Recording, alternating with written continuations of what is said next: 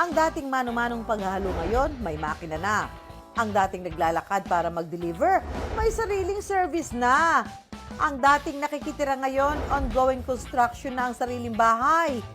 Lahat ng yan dahil sa palaman na Yema. At ang ibinebentang palaman na ito, kumikita lang naman ng kalahating milyon bawat buwan. Kilalanin ng batang milyonaryo sa likod ng Yema Spread business na ito.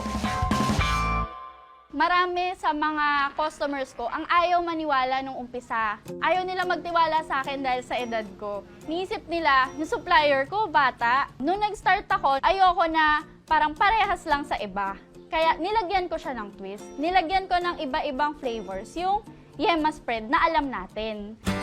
Sa kasalukuyan, meron silang 8 flavors ng Yema. Nariyan ang choco, ube, mango, buko pandan, butter cookies, cinnamon, cookie crumble, at syempre, ang classic na Yema. Ngayon ay tuturuan ko kayo kung paano gumawa ng Yema Spread. Ang kailangan lang natin dito ay condensed milk.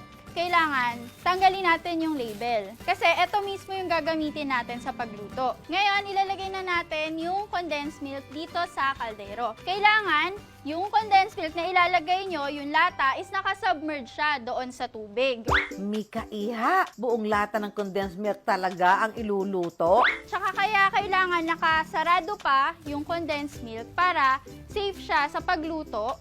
Pantay yung pagkakaluto niya, kailangan siyang pakuluan ng 8 hours para talagang lumapot yung Yema Spread natin.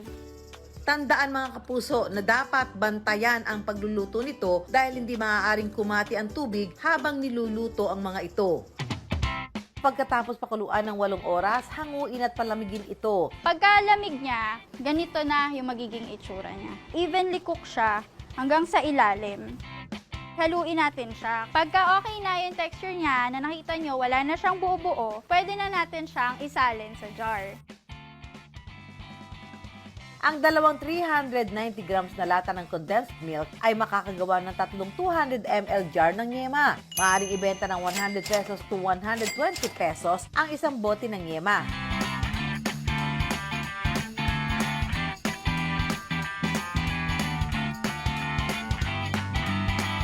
Masarap po, hindi po siya nakakasawa. Sakto lang po yung tamis niya.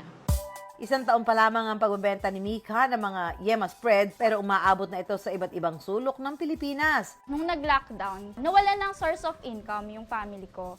Nawalan ng trabaho yung father ko. Kaya as panganay, syempre hindi ko kayang makita yung family ko na wala kaming makain. Nag-start ako na kung magkano lang yung pera ko, which is 500 pesos. Yun lang yung pinambili ko ng mga ingredients. Dahil sa consistent na pagpo-post ni Mika sa mga e-commerce sites, nagkaroon siya ng mga reseller sa iba't ibang parte ng bansa. Masaya ako and fulfilling kasi bilang sa edad ko pa lang, kumikita na ako ng ganito, natutustusan ko na lahat ng pangailangan ng pamilya ko. And ngayon, nakakapagpatayo na ako ng bahay namin.